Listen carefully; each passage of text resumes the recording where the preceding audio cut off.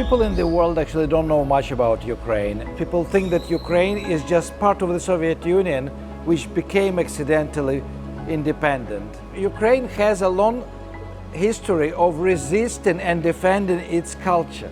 Ukrainians were always dreaming of independence, but it was very difficult to achieve it because Ukraine was always between Austrian-Hungarian Empire and Russian Empire. Russia is fighting against Ukrainian identity already for 300 years.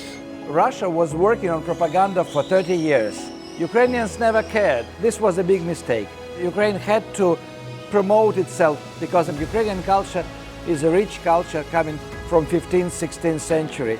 The history of the war against Ukrainian culture is practically the history of Russian-Ukrainian relations.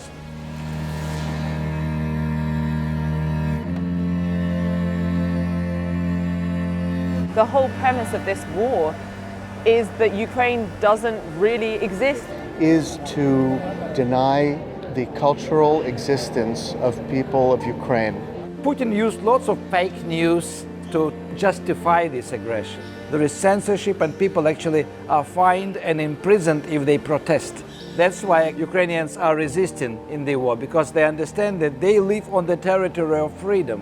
There is no territory of freedom in Russia. It's vitally important that people around the world understand what's happening in Ukraine and that they hear from Ukrainians themselves. The creative people in the society are the bearers of that culture which is explicitly threatened by the war. To be free is more important than to be rich.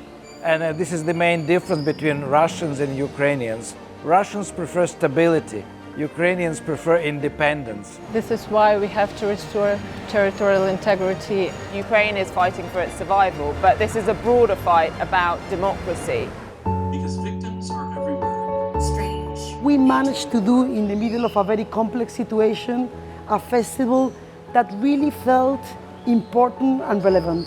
We began our cooperation with the Hay Festival to showcase Ukrainian writers and to give them a chance to explain what is going in Ukraine. Some people say it's frivolous. Why are you having a book festival in war? We decided to choose a small venue, very protected, with not many people. But it really, the feedback, I think it was very important for the Ukrainian authors, felt listened to. What we were able to do, to talk really, to exchange ideas, to discuss things, and keeping alive that intellectual discussion. But then in the middle, Lviv Book Forum thought that maybe we could as well invite some international authors to meet in Ukraine. So we ended up doing something hybrid.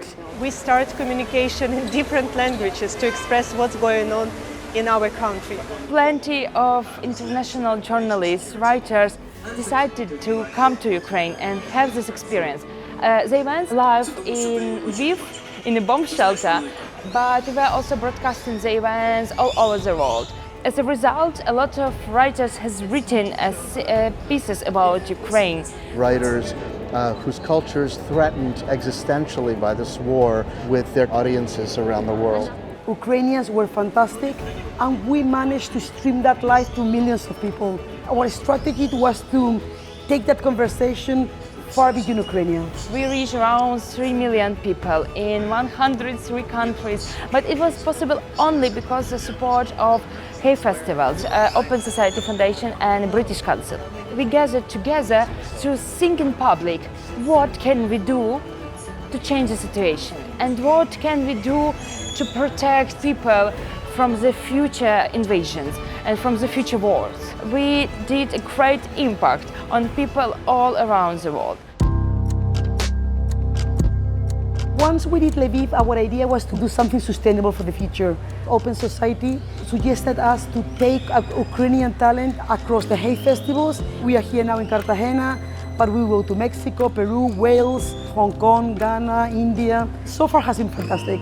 It's exciting to see on the streets a campaign called Aguanta Ucrania, which is a campaign of solidarity. Hashtag Aguanta Ucrania, resist Ukraine.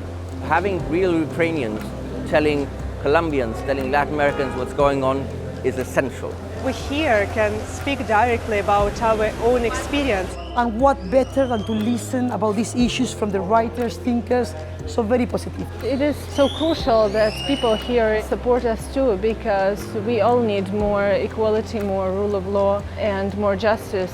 Russian propaganda is very strong, so it's very important that voices of human rights defenders can be heard here in Colombia. We need Russia to stop invading us. I'm pretty sure that I'm alive and can sit here in beautiful Cartagena only because the Ukrainian armed forces defended me. If Ukraine fall, it will never happen, but if Ukraine fall, it means that any country can do the same thing just because of they don't want to have more territories. But it's not a world we are all building. I think more than ever it's important to create these spaces, to maintain them, and to keep the conversation going. We live in a very interconnected world, and something which happens in one country, even far from away, can have a huge impact to the countries in other continents. In our interconnected world, only spread of freedom make our world safer. To the wider international community is vitally important. It's an act in itself of resistance and solidarity. It's reshaping our world order. It's not only about Russia and Ukraine, it's about the future of the world democracy. It's their right to be and the right to be an independent country, something very important for them at the moment. You are all invited for the festival in Lviv. Basically, you're all invited to Ukraine. But I must tell you that here in Cartagena, so they're kind of more lucky.